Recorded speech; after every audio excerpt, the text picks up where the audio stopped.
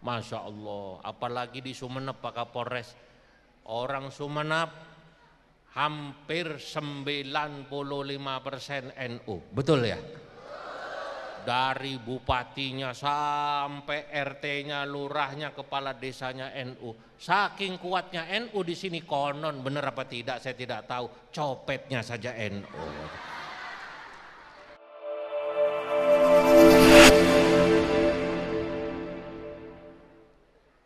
Assalamualaikum warahmatullahi wabarakatuh.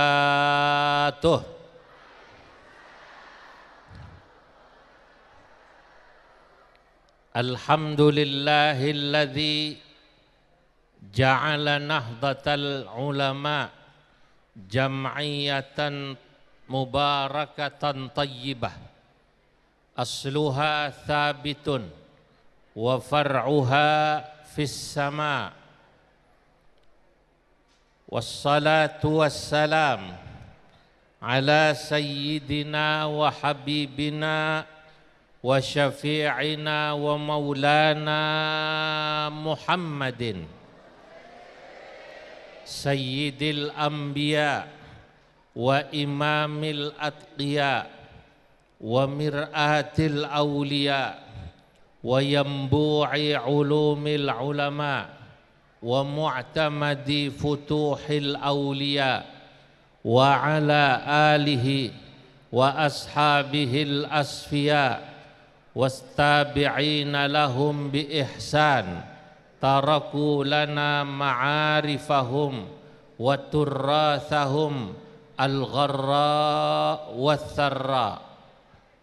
Amma ba'du, hadratal muhtaramin, para alim ulama, para masyayikh, wabil khusus Rais Syuriah PCNU Kabupaten Sumeneb beserta seluruh jajaran Syuriah, mustasyar serta tanfidiyah yang hadir,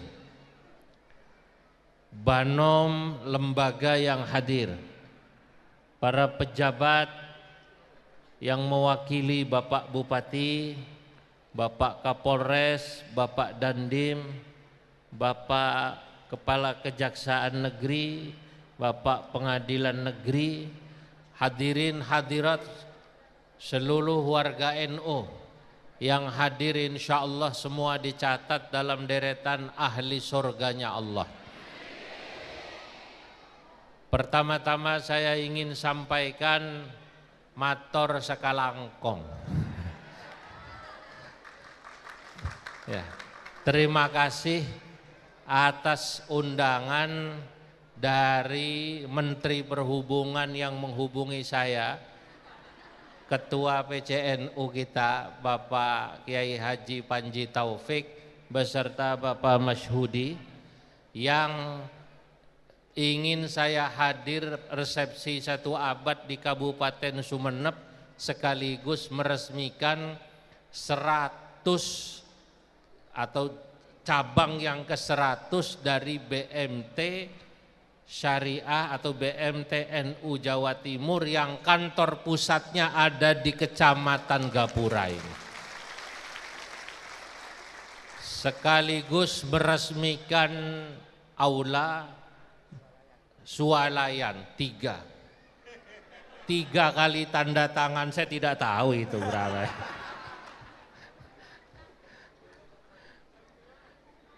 Saudara-saudara hadirin yang dimuliakan Allah, sekitar 4 bulan lalu saya datang ke Gapura. Ya dikasih kembang ini, lalu fotonya jadi nyebar di Mbah Google, ceramahnya jadi spiral.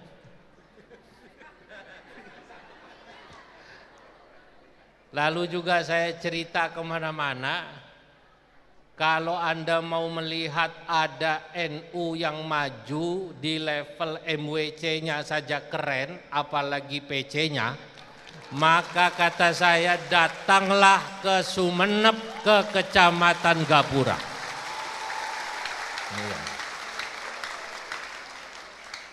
Jadi saya mengiklankan Gapura ini ke se-Indonesia. Mestinya ada bayarannya itu. Saya cerita Gapura. Saya bilang, kalau dulu katanya ada orang bilang, apa bedanya NU dan Muhammadiyah? Katanya. Oh, Muhammadiyah itu bedanya dengan NU. Kalau Muhammadiyah susah kumpul, gampang baris. Kalau NU gampang kumpul, susah baris. Apa itu? Muhammadiyah susah kumpul, artinya anggotanya tidak sebanyak NU. Muhammadiyah ngaku kalau itu. Waktu saya dengan Mbak Najwa di Mata Najwa, itu Profesor Dr. Abdul Mu'ti, Sekretaris Umum Muhammadiyah, ngaku kalau NU ini katanya adik bongsor. Kalau Muhammadiyah saudara tua. Karena memang berdirinya lebih dulu Muhammadiyah. Kalau pakai tahun Masehi, Muhammadiyah 1912. NU 1926 kalau Masehi. Kalau pakai Hijriah kita sudah 100 tahun. Tapi Muhammadiyah mengakui betapapun NU didirikan belakangan, tapi anggota NU jauh lebih besar dari Muhammadiyah. Saya sudah keliling Indonesia, Pak Kiai. Dari Sumatera paling ujung sampai Merauke. Insya Allah minggu depan atau 10 hari lagi saya nanti kurang ke Sorong. Lalu nanti habis lebaran ke NTT. Saya sudah ke Timika, ke Jayapura, pokoknya keliling Indonesia. Hebatnya di seluruh Indonesia, asal saya datang pasti ada orang Maduranya.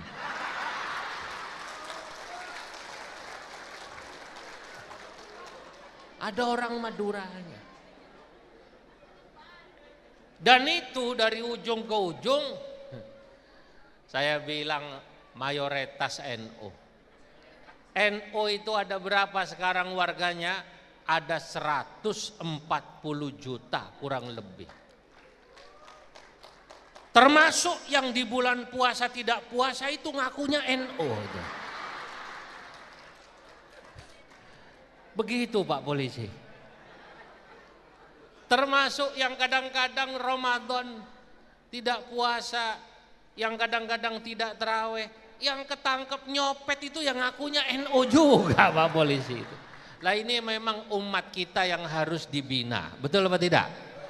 Harus didakwai. Artinya Muhammadiyah ngaku kalau NU lebih besar. Ukurannya apa NU itu? Saya kalau datang ke satu daerah, saya lihat yang pertama NU itu ukurannya kalau sholat subuh kunut. Orang Sumeneb kalau subuh kunut, kunut, kata saya NU ini. Kedua, sebelum sholat ada sholawatannya. Setelah sholat ada zikir kerasnya. Sesudah itu doa. Sesudah itu salam-salaman. Berarti NU. Sampai NTB. NTB punya sholawatan lagu NTB. Asli, sholawatan NU. Yang mengarang Kiai Soleh Hambali. Ulama pertama yang menyebarkan NU di NTB. Beliau tahun 50-an itu menyebarkan NU di NTB. Salawat NTB begini, salawat NU. Kalau salawat NU Jawa Habib Syekh kan ijo ijo benderane lintang songo gambare akan gitu. Syuriah kiyaine tanfidiyah pelaksana. Nah, itu kan selawatan Jawa. Di NTB ada selawatan NU pakai lagu NTB. saya dapat, lalu saya baca di depan Tuan Guru Bagu, ulama NU paling terkemuka sekarang ini di NTB, usianya 85 lebih. Begini lagunya. Nahdlatul Ulama, pusaka alim ulama, endekku jeragama, sampai ku tanah tama. Nahdlatul Ulama, pusaka alim ulama, endekku jeragama, sampai ku tanah tama. Saya tanya pada Tuan Guru Bagu, apa artinya Tuan Guru? Karena ini bukan bahasa Madura. Anjunan paham artinya? Paham apa tidak? Tidak. Saya tanya pada beliau, apa kata beliau? Nahdlatul Ulama, pusaka alim ulama. Nahdlatul Ulama adalah warisan alim ulama. Endekku jeragama, sampai ku tanah tama, saya tidak akan pernah lepas memegang ajaran NU sampai saya mati, saudara-saudara. Ini jadi selawatan orang NTB setiap hari. Jadi begitu bikin, begitu orang baca, semua nyaut. Maka saya sampaikan di sini di depan Rois Syuriah, semoga nanti beliau mengarang selawatan NU ala Madura. Insya Allah nanti dipopulerkan di Madura dan di seluruh Indonesia. Saya yang mempopulerkan lagi, sama kayak promosi BMT ini. Setuju? Nah, NU besar Muhammadiyah mengakui kalau mereka kalau dari sisi kumpul kalah sama NU. Tapi katanya Muhammadiyah dulu terkenal sampai sekarang gampang baris. Gampang baris itu apa? Organisasinya, manajemennya rapi. Kalau NU apa? Kalau NU gampang kumpul, orangnya banyak sekali Pak. Masya Allah, apalagi di Sumeneb Pak Kapolres. Orang Sumeneb hampir 95% NU, betul ya? Dari bupatinya sampai RT-nya, lurahnya, kepala desanya NU. Saking kuatnya NU di sini, konon benar apa tidak saya tidak tahu, copetnya saja NU. Saudara, tapi apa? Ada yang bilang NU itu susah baris. Susah baris itu apa? Manajemennya katanya kurang rapi. Itu dulu. Kata saya sekarang tidak. Dulu katanya NU kalau bikin koperasi jarang sukses. Bikin BMT jarang sukses. Bikin swalayan jarang sukses. Sekarang saya bilang kemana-mana. Di seluruh Indonesia Anda datang ke Gapura. Di Gapura NU-nya rapi, manajemennya rapi, organisasinya rapi. Anda datang ke Sumeneb.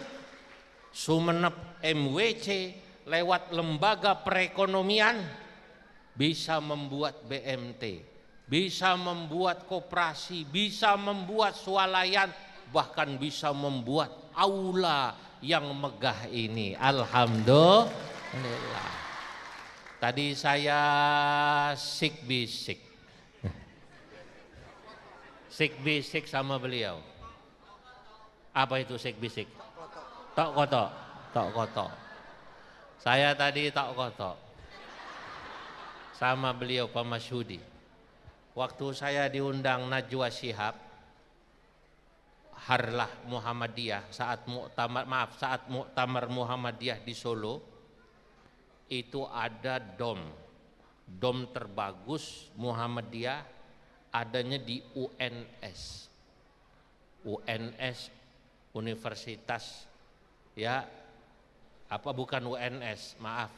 UMS Universitas Muhammadiyah Solo atau Surakarta.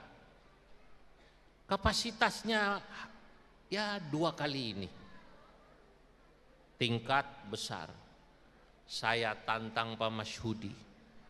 Insya Allah kalau sekarang BMT NU Jawa Timur sudah mengelola 700 miliar lebih.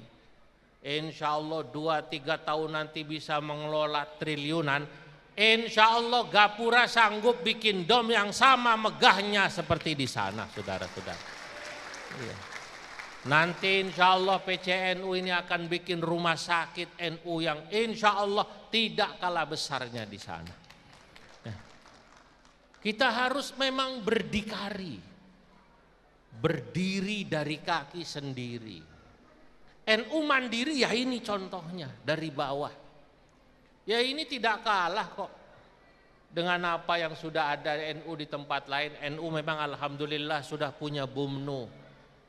BUMNU badan usaha ya milik NU, BUMN NU gitu.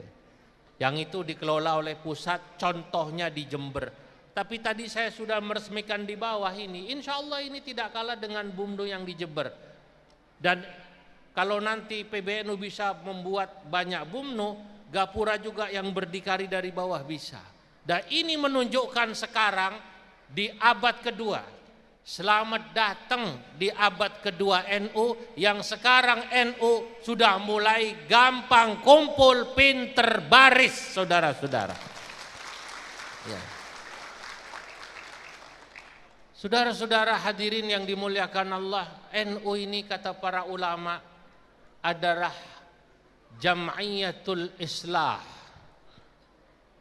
wat taqwiyah, organisasi yang terus melakukan perbaikan, dan juga wat taqwiyah, organisasi yang melakukan penguatan atau empowering terhadap kondisi umat. Sejak dulu didirikan 100 tahun lalu, para muassis NU, pendiri NU memang kepeduliannya terhadap warga NU yang pertama, bagaimana warga NU itu baik, islah atau salah dalam hal diniyatan wajtimaiyatan. Iktibas dari ayat yang ada dalam Al-Quran, karena memang ulama NU itu melanjutkan perjuangan para nabi. Nabi Syuaib dan para nabi-nabi yang lain, kata Allah dalam Al-Quran, ya, in uridu illal islah.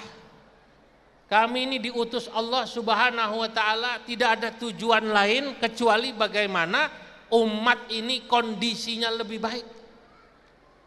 Para ulama NU, muassis NU, pendiri NU, saudara-saudara, dari 100 tahun lalu mendirikan NU, tujuannya itu. Kalau melihat kondisi umat yang memprihatinkan dari sisi agama, maka ulama turun. Itulah kenapa NU didirikan. Tidak ada orang ketika melihat ada yang tidak bisa ngaji, maka kemudian NU datang ke sana. Bikin madrasah, bikin musola, bikin pesantren, lalu kemudian masyarakat diajarin ngaji. Betul apa tidak? Saya mau tanya, anjunan semua, panjenengan semua, sampean semua ini bisa ngaji, yang ngajari siapa? Guru, kiai. Itulah kiai, Pak. Melihat ada masyarakat yang maaf perilaku akhlaknya belum bagus, ulama turun. Yang belum ngerti akhlak diajari akhlak. Jadi sesungguhnya kerjaan ulama ini sama, Pak, dengan kerjaan pemerintah. Sama dengan kerjaannya Pak Kapolres, Pak Dandim, sama ngurusi umat negara. Kerjaannya sama, cuman yang beda bayarannya lah gitu loh. Yang beda bayarannya. Tapi insya Allah ulama itu ikhlas. Kenapa ikhlas? Sampai sekarang NU yang jumlah anggotanya sudah 140 juta tetap setia dan istiqomah terhadap NKRI, Negara Kesatuan Republik Indonesia. Tidak pernah memberontak, tidak pernah melawan pemerintah. Yang ada NU justru dengan program-programnya, dengan pesantrennya, dengan madrasahnya, dengan rumah sakitnya, dengan swalayannya, BMT-nya, mendukung, membantu program pemerintah. Betul apa tidak? Lah, makanya luar biasa NU ini. Inilah yang dimaksud harokatul islah. Makanya jangan khawatir. NKRI selama masih ada Nahdlatul Ulama, insya Allah tidak akan ada yang bisa mengganggu dan mengancam NKRI. Ini catat. Selama masih ada NU, jangan macam-macam. Saya mau tanya ini, siapa kita? Siapa kita? Siapa kita? NKRI. NKRI, NKRI, Pancasila, Pancasila, Pancasila. Lah, itulah para ulama. Kalau Anda tadi dengar itu anak-anak IPPNU ya, yang tadi nyanyi, Patayat ya? Oh maaf, anak Patayat yang tadi itu menyanyikan lagu Satu Abad yang dibuat syairnya oleh Gusmus. Kenapa kok NU masih bisa eksis sampai abad kedua? Ya, dan bukannya berkurang anggotanya. Saat ini kita bisa melihat hadirin hadirat di mana-mana ada organisasi yang ya tergantung musim.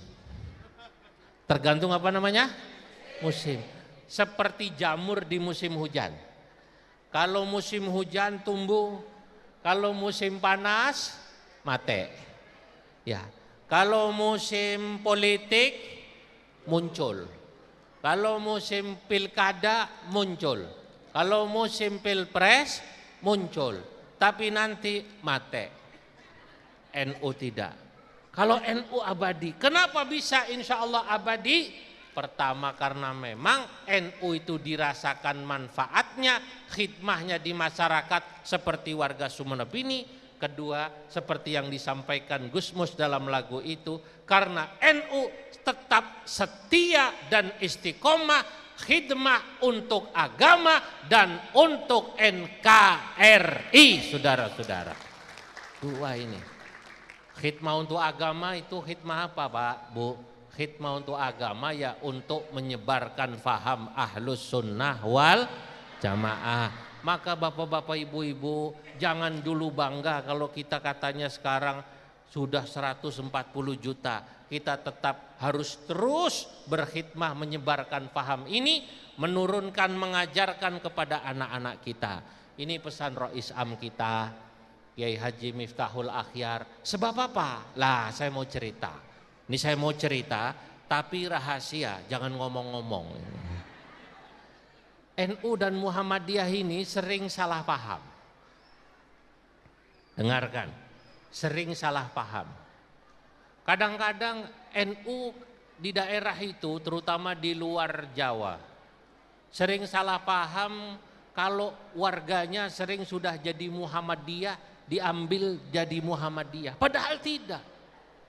Di Sumatera, di Kalimantan, di Sulawesi ada masjid, ada musola. Kok sudah tidak kunut lagi? Kok sudah tidak sholawatan lagi? Kok sudah tidak baca doa wiridan lagi? Ada kiai NU salah paham. Loh sekarang masjidnya, musolanya sudah jadi Muhammadiyah. Dianggap sudah diambil Muhammadiyah. Padahal tidak. Begitu ditanya kiai, pengurus masjidnya, sampean ini Muhammadiyah. NU Pak Kiai. Loh kenapa tidak kunut? Nggak ngerti cara baca doa kunut. Loh ternyata dia tidak kunut bukan karena Muhammadiyah, karena nggak hafal doa kunut. Paham? Waktu ditanya kenapa tidak baca tahlil sesudah sholat kok doanya diem. Kalau NU kan habis sholat doanya kencang, betul apa tidak? Begitu salam, Assalamualaikum warahmatullah.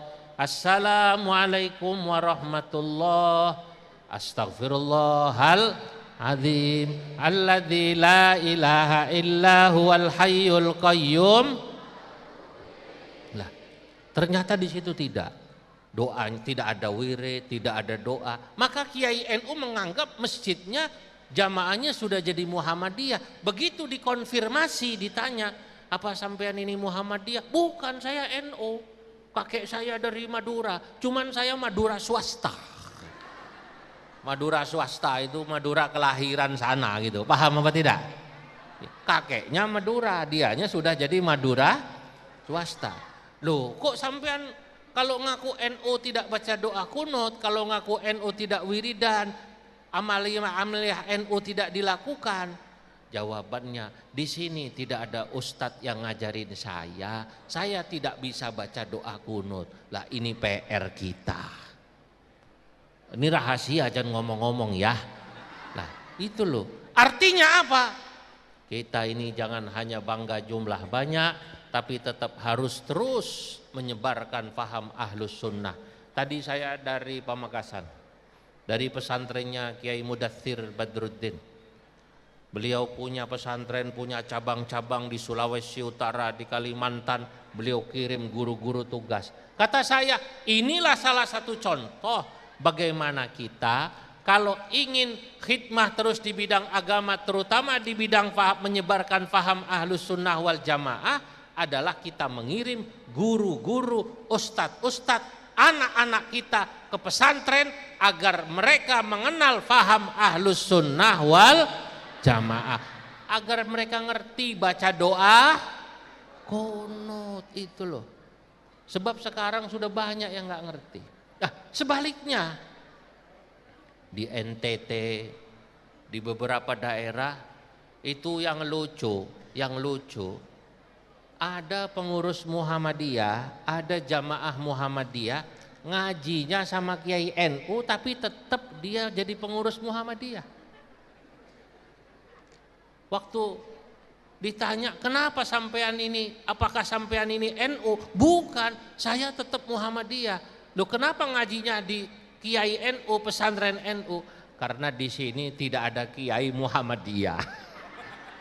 Masya Allah. Ini kadang-kadang sering salah paham. Lah, untungnya NU dan Muhammadiyah saudara, tidak perlu ribut. Betul apa tidak? Nah, ini pesan saya di abad yang kedua, kita tetap harus menyebarkan ini. Maka anak-anak kita, cucu-cucu kita dari kecil, majak dia masuk ke Ibnu dari kecil. Mulai SMA atau ya umur Ibnu lah, SMP itu 15, SMA masuk ke Ibnu. Nanti sudah lewat Ibnu, IPPNU, umurnya masuk ke Fatayat dan Ansor. Betul apa tidak? Supaya nanti ke NU-annya kuat. Dan kalau anak-anak kita nanti pergi kemana? Pergi keluar Jawa. Kalau perlu pergi keluar Indonesia. Karena saya banyak ketemu orang Madura, bukan saja di Indonesia. Saya ke Amerika, masjidnya, musolanya orang Madura yang adzan. Ke Jepang ketemu orang Madura, ke Australia Madura, ke Belanda, ke Eropa Madura. Lah, selama anak-anak kita dari sini kita ajari NU, dimanapun nanti mereka menyebar, baik di Indonesia maupun di luar negeri, insya Allah tetap akan menyebarkan faham ahlus sunnah wal jamaah an-nahdiyah, saudara-saudara. Nah, itu yang disebut harokatul islah, islahiddin wa islahil mujtama. Lah, yang kedua, ini singkat karena saya harus ke Surabaya. Ya, besok langsung ke Lampung saya dari Surabaya, nyambung keliling ya.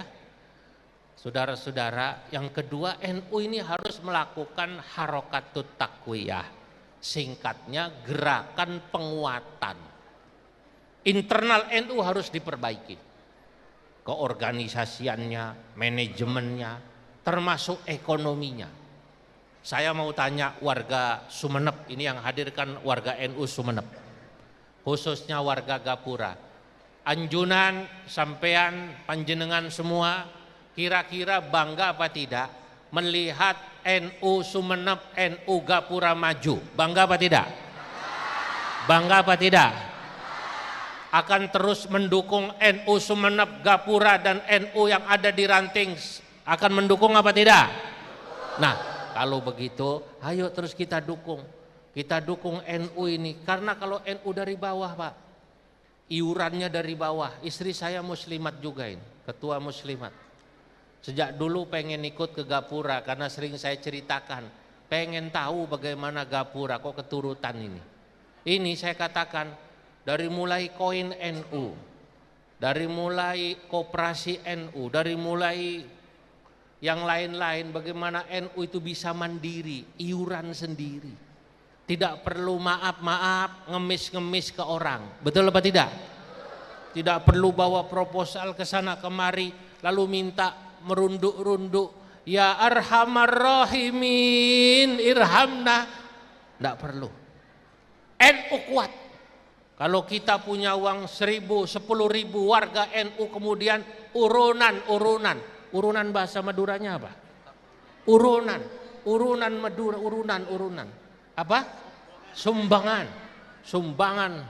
Insya Allah NU akan mandiri, NU akan kuat, dan kita doakan insya Allah di abad kedua NU akan semakin maju dan semakin mandiri. Saudara-saudara hadirin yang dimuliakan Allah, saya tahu anjunan semua, panjenengan semua dari jam 11:30. Ini sudah jam 2:30 lewat.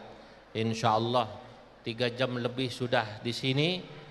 Kita doakan saja kumpulnya kita di sini akan membawa barokah buat kita. Semoga anak-anak kita dijadikan anak-anak yang soleh, anak-anak yang berakhlakul karimah, yang hadir rizkinya barokah, umurnya barokah, usahanya barokah. Insya Allah kita bisa berkumpul dengan para kiai, para ulama di dunia dan di surganya Allah. Karena saya kok percaya kalau ada orang yang ngomong surga itu katanya mayoritas isinya orang Madura. Iya, percaya saya Pak. Lo kemarin saya di Pamekasan, harlah 1 abad, hujan besar malam. Lalu pas acara gerimis, itu 10.000 hampir, tidak ada yang pulang. Masya Allah, percaya saya, orang Madura soleh-soleh. Ini dari wajahnya kelihatan Al-Quran di luar kepala semua kan ini ya. Ini Al-Quran di luar kepala semua kan? Kepala di mana, Quran di mana sampai. Nah, lah kok gerimis nggak bubar Pak? Gerimis nggak bubar sampai saya selesai. Ya Allah, jadi kalau nanti di surga itu katanya pertama pengantarnya bahasa Arab, yang kedua mungkin pengantarnya bahasa Madura nanti di sana. Begitu orang sudah masuk surga dipersilahkan oleh malaikat pakai bahasa Arab dalam Quran itu. Salamun alaikum tibtum fadkhuluha khalidin. Lalu dipersilahkan oleh orang Madura lagi, ngiring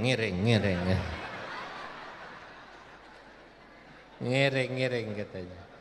Saudara-saudara, sekian dari saya. Mohon maaf atas segala kekurangan. Wallahul muwaffiq ila aqwamit thariq.